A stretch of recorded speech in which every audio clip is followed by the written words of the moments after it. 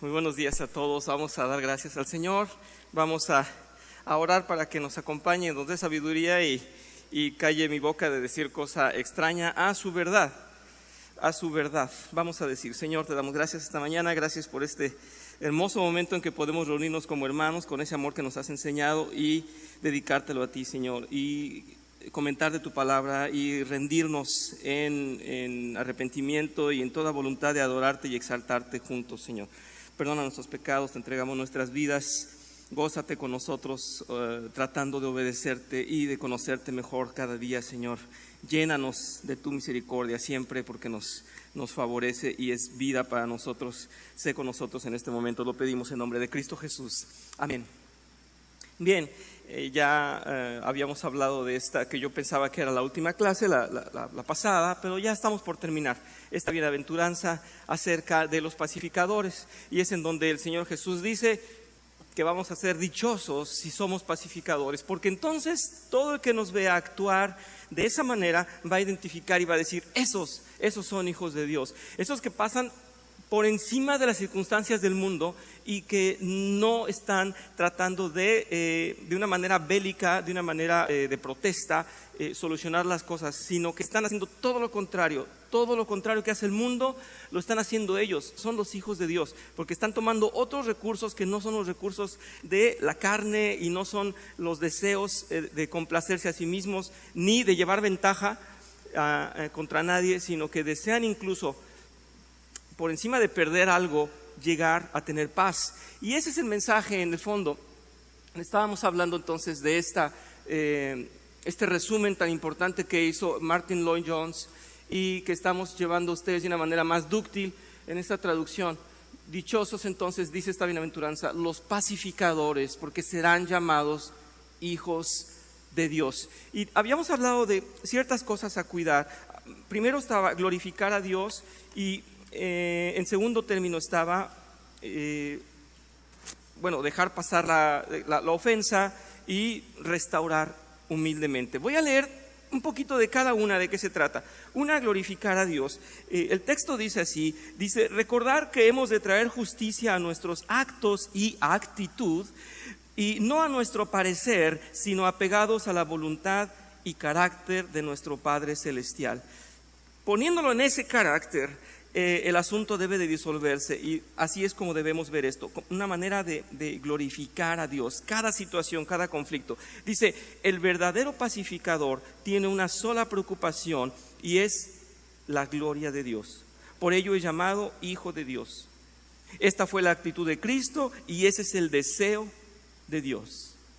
Es decir, que cuando nos vean en cualquier situación, en cualquier conflicto, si en realidad no estamos tomando nuestra sabiduría, nuestra manera de pensar, sino lo que opina Dios, pues entonces estaremos llevando bien el conflicto. Ese sería un punto a ver, y eso sería como central. De ahí no podemos salirnos, ¿verdad? Porque si no estaríamos obedeciendo a cualquiera de las partes que llevan conflicto, o a cualquier filosofía humana, o a cualquier interés humano. Así es que ese es número uno. Enseguida, ignorar la ofensa. De esto hablamos bastante la vez pasada, decíamos que nos cuesta mucho trabajo, pero el apóstol Pablo muy claro nos dice ahí: háganse de la vista gorda, llévense bien, no hagan problema por cualquier cosa, eviten, si hay ofensas entre ustedes, mejor ignórenla y no les den más importancia. El texto dice así: los hijos de Dios tienen la mirada en el mundo venidero y sus ambiciones son las de obedecerle y deleitarse en las bendiciones recibidas. Los hijos de Dios practican diariamente una disciplina de desapego a las cosas materiales, las cuales eventualmente pasarán y se perderán, y un amor y devoción por las cosas espirituales, las cuales tienen un inestimable valor y perdurarán. Por eso entonces, como resultado, dice aquí, los hijos de Dios no le darán importancia a las ofensas que se encuentran a su paso en este mundo. En esto debemos recordar nuevamente a Cristo como ejemplo para imitarle cuando no hizo caso a múltiples ofensas que se hicieron contra él. Así es que sigue siendo nuestro más alto ejemplo. En el primer caso, glorificar a Dios, nosotros pudimos haber pensado que la venida del Mesías iba a ser la llegada de un príncipe que viniera a instalar un reino con justicia al ejecutarla él, ¿verdad? Que no le hablara, que no se juntara con los recaudadores de impuestos, que no hablara con los pecadores, que únicamente viniera con su pueblo y les dijera qué bueno que son tan religiosos y que hacen tantas cosas buenas. Pero esa no es la voluntad del Hijo. La voluntad del Hijo era obedecer al Padre y realmente hacer la justicia de la manera que el Padre había dicho. Por lo tal, no dio otro paso y no se negó al sacrificio, y cuando ignoró las ofensas es porque él sabía que cumpliendo lo que el Padre quería iba a glorificarle, y entonces ignoró la ofensa.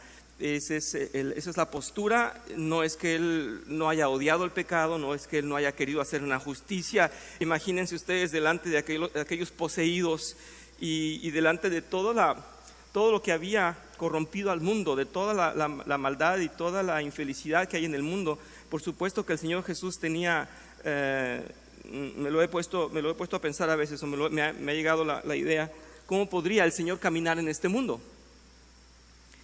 A veces nos pasa por lógico, porque llegó y nos encontró y tenía que darnos un mensaje, y su misión era esa, morir por nosotros. Pero en un mundo, solamente piensa en eso, en donde la tercera parte de los ángeles cayó y se convirtieron en demonios, y donde todos los hombres, todos totalmente depravados. Y el Señor, el que es Dios, viene a pisar el mismo mundo. ¿Qué se encuentra? Se encuentra con un horror, ¿verdad? Con horrores. Para él era insoportable, era como tenía que hacer justicia. Sin embargo, no vino en una posición bélica, vino en una posición de humillarse y de morir por aquellos que quería salvar.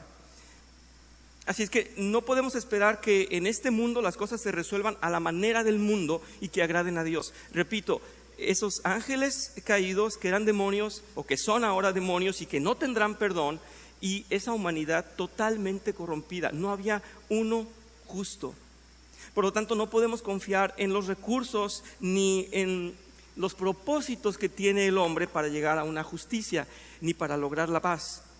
Así es que no vamos a encontrar nunca, por los recursos del mundo, no vamos a encontrar paz, ni acciones pacifistas. Todo lo que se nos va a decir es que tendremos que reclamar lo nuestro. Y es lo que se está predicando el día de hoy en el mundo. Ustedes pueden hablar con cualquier joven e incluso con cualquier padre de familia que no conozca a Dios, y él dice: yo hago mi vida como yo quiero, yo educo a mis hijos como yo quiero, y esa es mi manera de ser, y nadie me va a decir cómo. Y no me voy a rendir a la voluntad de nadie, porque yo tengo justicia, y así mi familia vive en paz. Y se está engañando. Pero eso somos, ¿verdad? Eso somos cuando no conocemos a Dios. Pensamos en la autonomía y pensamos en que nosotros tenemos un concepto de paz que nos beneficia, que nos satisface, y no es cierto, no nos llena y nunca nos va a llenar. Así es que ignorar la ofensa fue una postura del Señor Jesús. Recuerden simplemente este momento cuando es aprendido, y recuerdan Pedro efusivamente ¿qué hizo? Fue y cortó la oreja del soldado, y le dijo el Señor: no, ese no es el propósito, esa no es la idea. Si por mí fuera, esto estaría disuelto en un momento, con un escuadrón ahí, un batallón viene y me salva de esto, pero no es mi propósito. Y también se lo dijo al juez que estaba llevándolo, con el romano que lo enfrentaron. Dijo: si yo quisiera me salvaría del pueblo judío, pero ese no es mi plan, de los ataques del pueblo judío. Bien, ignorar la ofensa entonces es el segundo. El tercero es restaurar humildemente. Y hay también mucho que aprender aquí. El texto dice: el buen líder no diluye la disciplina, no la evita, dice. Sabe muy bien que la iglesia solamente encontrará la verdadera paz una vez que haya enfrentado su pecado y pasado por arrepentimiento. Es en la restitución que le sigue que se encuentra la paz. Habíamos hablado la semana pasada de que sería muy fácil para un líder, para un pastor, solamente dar predicaciones agradables, con ánimo, con esperanza, ¿por qué no? Bien llevadas hacia la vida eterna, pero no traerían paz. Y yo les decía que hay muchas personas que se acercan a una iglesia y dicen: bueno, es que yo quiero paz en mi vida, ciertamente, porque fuera de Dios no hay paz. Pero entonces lo primero que se encuentran es que tienen que encontrar su pecado, tienen que enfrentarse con un Dios que es totalmente puro, totalmente santo, totalmente justo, totalmente amor, totalmente paz. pero para enfrentarlo y conocerlo tienen que descubrir que ellos son pecadores, como cada uno de nosotros ha hecho. Y entonces duele, y entonces vamos, lloramos, vamos al arrepentimiento y ahí encontramos paz. Sería muy triste tener una iglesia y llevar un curso en el cual no se nos hablara de nuestro pecado y no se nos confrontara nuestro pecado, simplemente diéramos las predicaciones más bonitas que existen en donde nosotros somos victoriosos. Pero si no nos encontramos con Cristo y no nos humillamos y no vemos el tamaño inmenso de esa cruz para salvarnos, no tenemos a quien abrazarnos ni a quien humillarnos y no podemos decir, Señor, cuánto he pecado. Y recuerda lo que dijimos en un principio acerca de las bienaventuranzas, esta imagen que decía el autor, decía, las bienaventuranzas no son reglas, son como si Dios nos presentara un espejo y dijera, estos son los hijos de Dios, estos son ustedes, los que lloran, los que tienen sed de justicia, los mansos, los de limpio corazón, los pacificadores, estos son ustedes. Y al encontrarnos con nosotros se está refiriendo también a que tenemos que ver nuestro pecado. Esta frase era muy buena, la habíamos presentado ya y a partir de aquí vamos a continuar. Dice Pastor John MacArthur, encontrar la paz implica resolver el conflicto con la verdad. Con la verdad, es la evidencia al hacer que brille en medio de ella la justicia de Dios.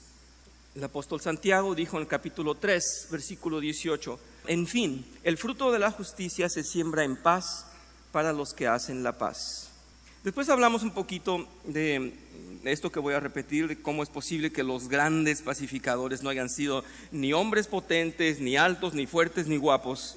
Y bueno, tenemos esperanza a los demás también entonces de ser buenos pacificadores. Dice Moisés enfrentó al faraón, David, un pastor joven y pequeño, enfrentó al gigante, Jonás, frágil, inseguro, desobediente, ¿verdad? Se tenía que enfrentar y enfrentó a Nínive. Así que usted puede ser, y si usted piensa que sus enemigos son más grandes que usted y que Dios se ha equivocado y le ha dado más carga, pues entonces usted está equivocado, porque no se necesita tener ni más fuerza ni una mejor posición humana, sino tener una mayor fe. Es a los hijos con más fe a los que Él está, o a los que les está dando más fe, los que está poniendo estas pruebas. Dice aquí, si escapamos a las situaciones difíciles o incómodas, no podemos ser pacificadores, porque un pacificador no va a evitar los problemas, los tiene que afrontar, con estrategias para no ganar o derrotar o invadir el terreno del otro, pero tiene que lograr la paz y tiene que enfrentar problemas. Se espera de los hijos de Dios que no solamente den consejos desde la trinchera. Eso nos gusta mucho, ¿verdad? Yo soy experto en eso. A mí si me dicen, ¿qué tal? Yo sé cómo le puedes hacer, se me ocurre esto, pero yo no me acerco porque está muy feo tu problema. No te voy a acompañar a la guerra. Desde la trinchera voy a decir, ¿qué tal si haces esto? Y me escondo porque yo no quiero entrar en problemas. Ya estoy viendo algunas caras. Otros también son como yo, entonces. Entonces mejor evitamos los problemas y decimos, yo ya le dije, yo ya voy a orar por él. No voy a ser mediador. Y muchas veces los líderes tenemos que ser mediadores, unos u otros, por unas razones o por otras. Y pues esto tenemos que enfrentarlo. Dice, es bastante fácil emitir un juicio y opinar cuando se está fuera del problema, pero desde dentro las cosas no se ven igual. Qué favorable y necesario es recibir asesoría de un amigo o un líder o un familiar. Sin embargo, un hijo de Dios no puede decir que no se involucra porque tiene miedo, mismo si ello le trae algún costo. Bueno, tendríamos mucho de qué hablar aquí. A veces el líder tiene miedo de tomar partido hacia un lado o hacia otro. Debería de tomar partido hacia el lado de la verdad. Debería hacer honor a la verdad, dando honor a Dios, exaltando a Dios con la justicia y la verdad de Dios. Y como dice aquí, número 1, glorificar a Dios. Número 2, dijimos, olvidar la ofensa. Y yo he sido testigo, no de mucho, pero sí de algunas cosas en donde la ofensa es mínima y el asunto se hace grandísimo. ¿No les ha pasado? A mí me ha tocado verlo y también vivirlo, obviamente, pero sí nos ha tocado, y me ha tocado que me pide el pastor que lo acompañe en 2 o 3 ocasiones en donde no era nada la ofensa. Y bueno, les voy a contar para que se rían igual que yo, pero o se lamenten igual que yo. La ofensa era mínima, una hermana le debía un poco de dinero a otra y no se hablaban por meses y fuimos a hablar con ellas dijimos honestamente, digan cuál es el problema. La otra aceptó que le debía el dinero, dijo está bien, aquí te pago, y dijo la otra pues ahora no quiero tu dinero. Y el pastor y yo volteábamos y torcíamos los ojos, ¿qué estamos haciendo aquí? Pero eso somos. Y decíamos, deja pasar la ofensa. No, pues le dejo pasar la ofensa, pero no quiero su mugroso dinero. Y bueno, tiene que entrar la negociación. La iglesia para eso está, entre muchas otras cosas. No es su función primordial, pero si no estamos enfrentando el pecado, no está funcionando como iglesia. Y en muchas situaciones, aunque no somos los que vamos a resolver las cuestiones personales, pero aquí está la iglesia para eso, para glorificar el nombre de Dios, para dejar pasar la ofensa y para restaurar. Ese es el pueblo, un pueblo roto, un pueblo que viene dañado por pecado, tiene que restaurarse aquí. No puede otra vez quebrarse aquí. Esa es la situación. Y por eso un líder no puede decir, vamos a orar por ustedes, no nos metemos, arréglense. En muchas cosas tiene que participar. Y el autor está haciendo, como todos los autores puritanos, está siendo muy exigente y está yendo muy a la conciencia de cada hijo de Dios. Usted debe de enfrentar el problema, usted no puede huir. Si tenemos el Espíritu Santo, ¿qué nos dice? El Espíritu Santo tiene amor,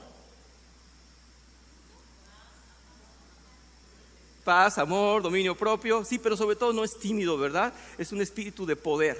Así es que nosotros tendríamos esa manera y tenemos ese recurso en que sí podemos. Alguien en el mundo no puede resolver problemas porque su visión es el mundo y nosotros tenemos que resolverlas a la manera de Dios. La vez pasada leímos cómo el apóstol Pablo dice, ustedes van a llevar a los tribunales a un hermano cuando los tribunales están en el pueblo de Dios. Ustedes van a tener que juzgar a los ángeles. ¿Y por qué recurren a jueces del mundo? ¿Recuerdan esto? Es tan importante. Por lo tanto, sí estamos llamados a conciliar, sí, a pacificar donde hay problema. Aquí dice que hay unas maneras de proceder. Dice, se puede intervenir de diferentes formas. Pasivamente, siendo franco, muy sincero con la persona que requiere ayuda. Usted solamente ayudará al prójimo si le dice la verdad de lo que usted ve en el problema. ¿Dónde está su pecado? ¿Dónde está su falta? Debe de identificar el error y usted señalarle, hermano, aquí está tu pecado, yo veo que aquí está tu pecado, para que salga a la luz, para que sea afrontado y entonces se pueda llegar al arrepentimiento, el cual es glorioso porque trae paz con Dios. Así es que sí, por ese lado podemos hacer eso de manera pasiva. Pero de manera activa, dice, si usted es llamado como mediador, debe de ser imparcial y también detectar el pecado y guiar por un lado al arrepentimiento del que está obrando mal desde el origen. Y también señalar lo que probablemente la contraparte está haciendo mal como resultado de una reacción. Es lo que les comentaba.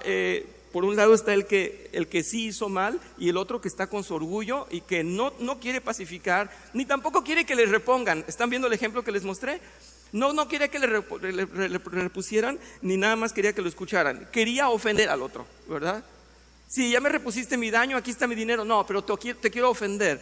Gana mi orgullo, gana mi ego. Y eso es donde debemos cuidar que no vaya al conflicto.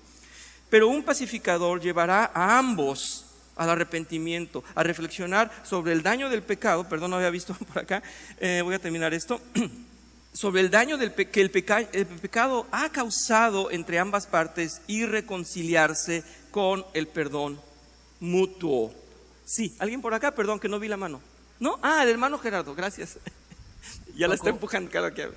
Digo, Paco, nada más quería hacer la observación de gracias. Que para poder pasar cualquier ofensa, la persona ofendida tiene que perdonar, como comentas, ¿no? Sí. Si no hay perdón, no se puede pasar la ofensa y entonces ahí está el conflicto, ¿no?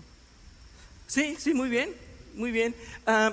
Voy a agregar un poquito, a ver si no está mal de mi cuchara, pero muchas veces no logramos trabajar en ese perdón, pero lo inmediato es olvidar la ofensa. Después vendrá tal vez tu reconciliación con Dios, con qué pasó, cómo fue el asunto. Pero la ofensa, yo pienso que de inmediato tendríamos que dejarla pasar, ¿no? No estoy hablando de cualquier ofensa, no se trata de cosas que no hay que atender. Hay muchas cosas que hay que atender y ofensas que definitivamente nos llevan a sentarnos y a dialogar para resolver un problema. Pero yo sí pienso que en muchas situaciones, tal vez en la mayoría de las cosas, podemos dejar pasar la ofensa. Y si nuestro corazón ya está muy en práctica para perdonar y ya está muy entrenado nuestro corazón, pues qué bueno, qué nivel de cristiano tenemos. Pero yo creo que nos tarda ese proceso, ¿no? Lo aconsejable, número 1, no hago caso a la ofensa para evitar conflicto. Dice más adelante el Mateo 5, versículo 37, él mismo, lo que nos está hablando el Sermón del Monte, nos está diciendo después así, después de esta parte, dice: cuando ustedes digan sí, que sea realmente sí, y cuando digan no, que sea no. Cualquier cosa más proviene del maligno.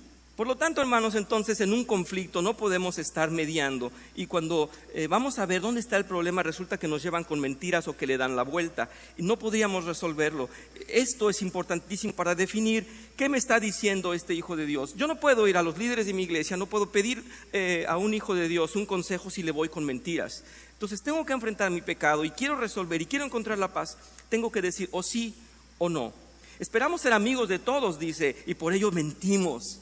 O actuamos de manera hipócrita. Sin embargo, vea usted que los hijos de Dios somos llamados a ser francos y sinceros.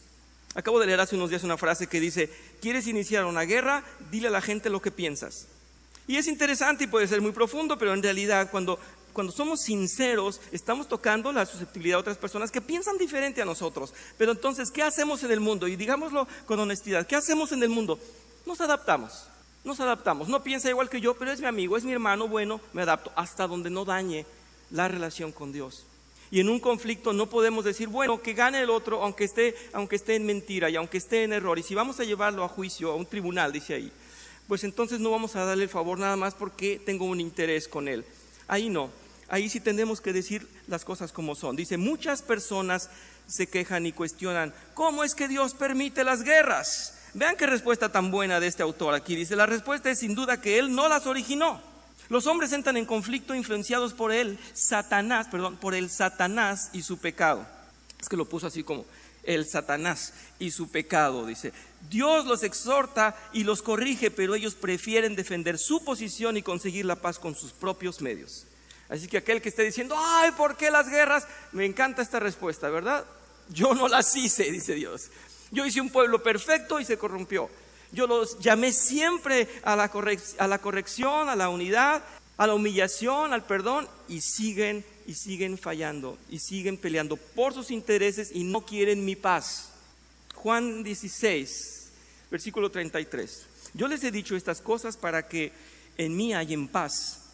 En este mundo afrontarán aflicciones, pero anímense, yo he vencido al mundo.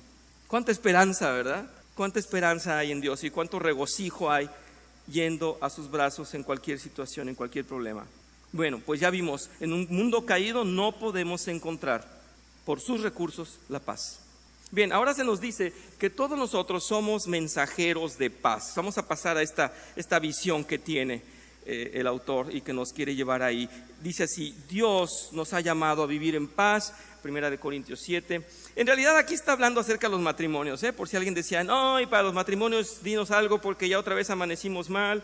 Una vez me dijo un hermano un domingo, estábamos arreglando los instrumentos, me dijo, ¿cómo estuvo la pelea de anoche? Le dije, no discutimos tanto como otras veces. Me dijo, no, la del box. Ah, perdón. La costumbre. Hay parejas inseparables, ¿verdad? Decimos inseparables, se pelean y no hay quien los separe. Bien, pues Dios estaba hablando acerca de los matrimonios. Pablo estaba hablando de los matrimonios y les dijo esto: Dios nos ha llamado a vivir en paz, no a que jale cada quien para su lado. Esto nos es dado por el apóstol Pablo para ser considerado como una tarea diaria. Voy a extender un poquito más. Aquí en 2 Corintios está un texto más grande, capítulo 5. Voy a leer del 17 al 20. Si alguno está en Cristo, es una nueva creación. Lo viejo ha pasado, ha llegado lo nuevo. Versículo 18, todo esto proviene de Dios, quien por medio de Cristo nos reconcilió consigo mismo y nos dio el ministerio de la reconciliación. Esto es muy grande, ese es un ministerio que tenemos. Nos reconcilió y nos dio el ministerio de reconciliación. ¿De qué se trata? ¿De que solamente algunos van a ser pacificadores? No, está diciendo que cada elemento de esta congregación, cada hijo de Dios va a traer paz a donde quiera que va.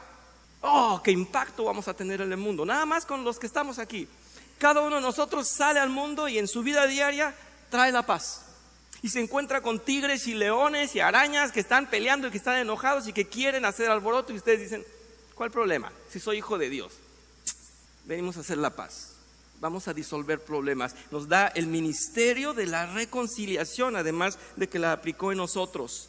Esto es que en Cristo, Dios estaba reconciliando al mundo consigo mismo, no tomándole en cuenta sus pecados y encargándonos a nosotros el mensaje de la reconciliación. ¿Verdad que no me equivoqué en lo que dije? Nos está encargando el mensaje de la reconciliación para ir a aplicarlo y llevarlo.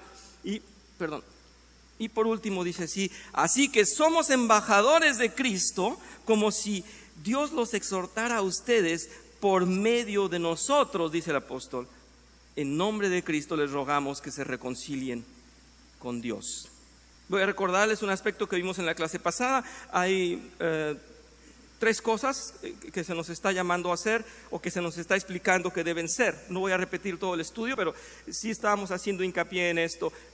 Colosenses, en la carta de Colosenses nos están diciendo que, por una parte, Dios vino a traer la paz con nosotros, pero que nosotros hagamos la paz con el mundo. Eso es, en resumen, parafraseando lo que está diciendo. Y hay pastores que lo dicen así, hay pastores que dicen la paz nos viene de manera vertical, ¿verdad? De arriba abajo, y tenemos que llevarla de manera horizontal hacia todo el reino. Bien, pues esa sería entonces una imagen de cruz, etc. Yo lo que quiero decir es que aquí nos está diciendo, nosotros en realidad tenemos la paz con Dios, la paz con nuestros hermanos y la paz que tenemos que llevar a todos ellos. Entonces, si recibimos de Dios el perdón, tenemos que llevar el perdón, manifestarlo y llevarlo a que ellos también se reconcilien con los demás. Es una gran tarea, por eso insisto, y les paso la carga que nos deja aquí el autor en este libro. Cada uno es conciliador en sus vidas, cada uno en su matrimonio, en su familia, en su ambiente, con sus amistades, con sus familias de sangre, con el pueblo. Cada uno es conciliador. Ahí está dado el ministerio de la reconciliación. Que vamos a leer enseguida. Colosenses, voy a volver a Colosenses. Y dice así, que gobierne en sus corazones la paz de Cristo, a la cual fueron llamados en un solo cuerpo, y sean agradecidos. Dice el versículo 16, que habite en ustedes la palabra de Cristo con toda su riqueza, instrúyanse y aconséjense unos a otros con toda sabiduría. Siguiente imagen, canten salmos, himnos y canciones espirituales a Dios con gratitud de corazón. Esto nos está diciendo el apóstol Pablo cuando escribió a los colosenses. Contagiar esa paz, ese abrigo que se tiene en Cristo y en la palabra de Dios. Eso es. A continuación, tal vez vamos a cerrar en las próximas frases. Dice que se nos insta a hacer 3 cosas. Vamos a hablar de esto más profundamente que yo había señalado. Una, no sé si lo puse aquí, sí. Hacer nosotros mismos la paz con Dios. Cada creyente está exhortado a rendir cuentas con Dios y ha comenzado su conversión cuando fue llamado y llevado al arrepentimiento.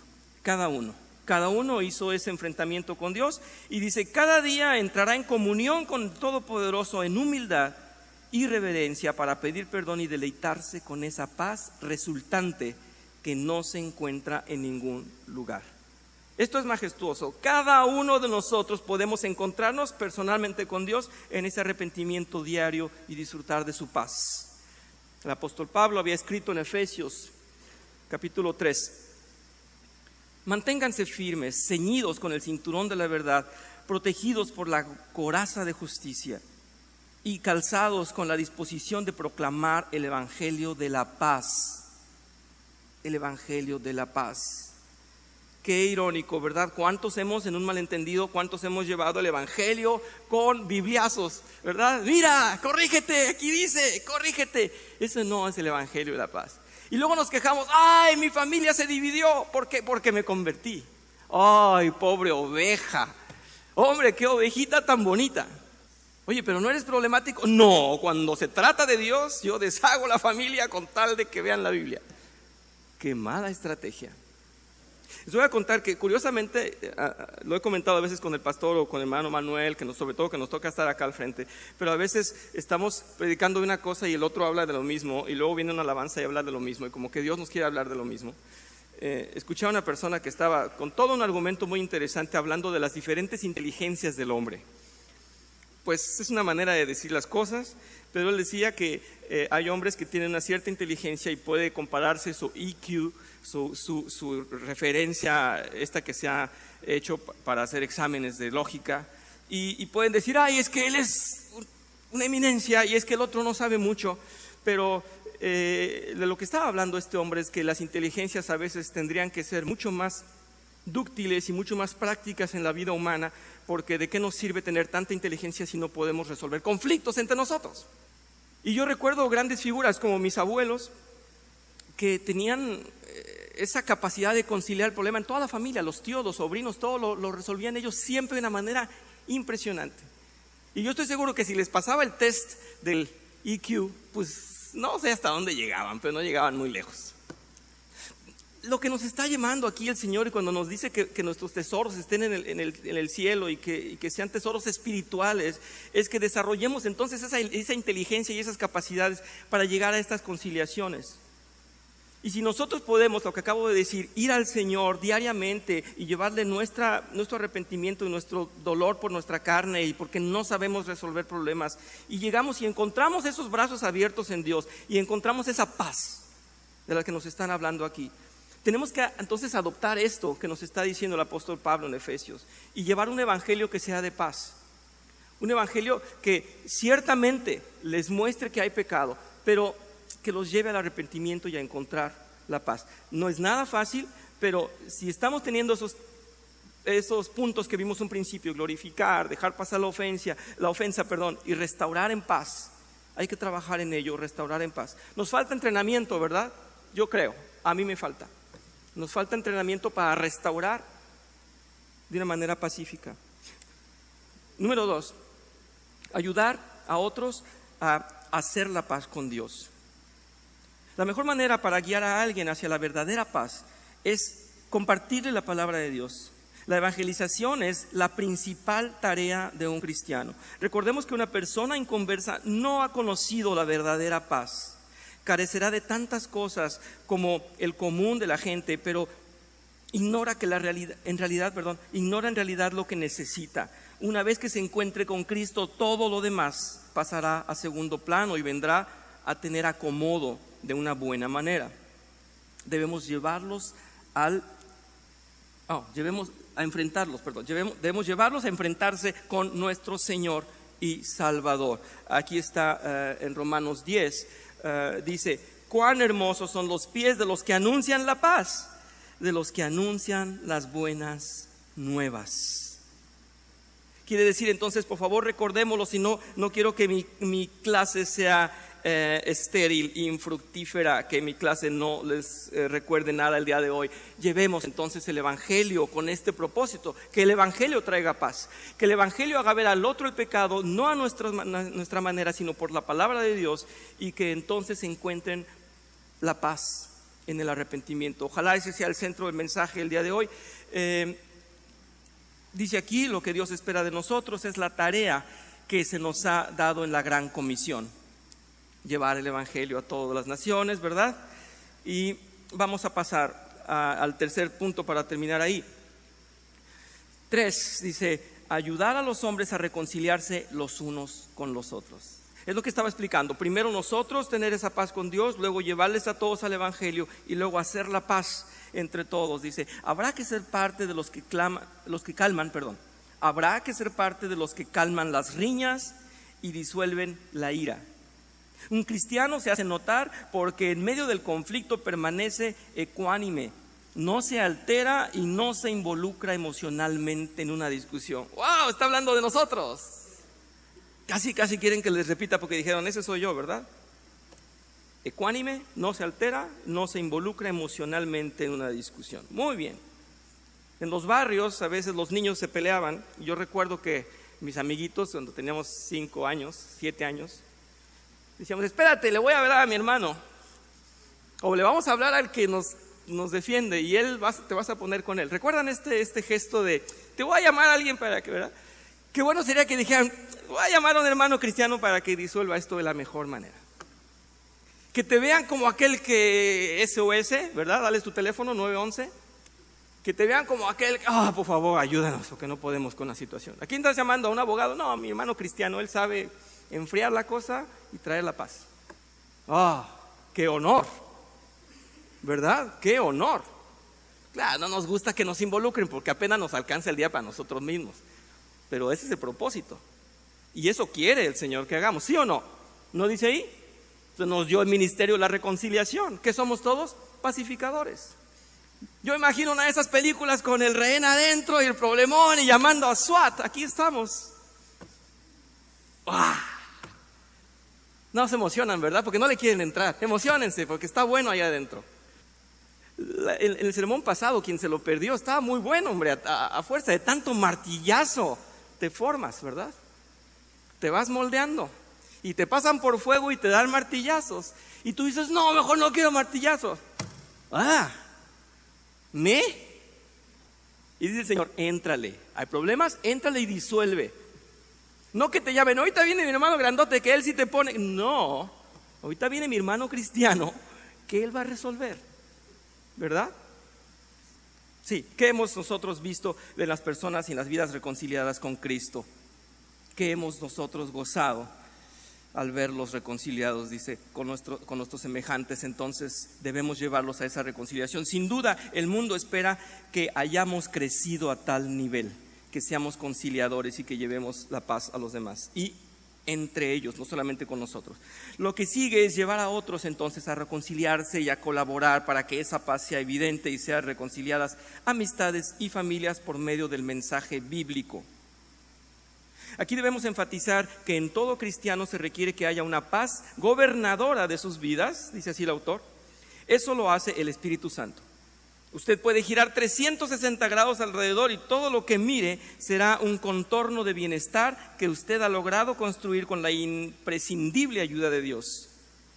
El objetivo es eliminar las enemistades de todos los ángulos. Usted y yo sabemos que es imposible lograr la perfección en este mundo y que no se puede tener amistad con todos y que la paz plena y definitiva vendrá solamente con el fin de este mundo. Comprendemos que hay conflictos irreparables, pero ellos son la excepción.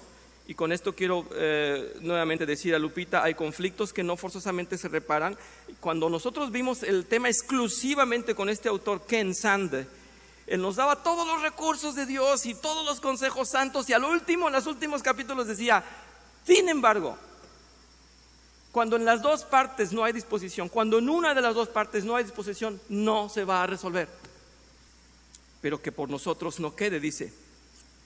Los dejo con esta frase: si es posible, en cuanto dependa de vosotros, estad en paz con todos los hombres. Esto viene a ser un aliento, ¿verdad? Y esto viene a ser un consejo. No podremos entonces luchar y derribar al mundo, sino que si no lo podemos llevar a conciliación, hasta ahí llegamos. Pero tenía yo que pasarlos por todo esto y para cargar en ustedes esa responsabilidad, recordar que nos la carga el Señor como reconciliadores del mundo y después llegar a este punto. Disfruten su café, muchas gracias. Vamos a orar para finalizar esta clase. Te damos gracias, Señor, porque nos has reconciliado por medio de tu Hijo y no por nuestros medios, que era imposible porque nuestra visión era muy corta y nuestra culpa tan grande y nuestra incapacidad de pedirte perdón y de humillarnos, de pagar el precio y de conseguir la paz.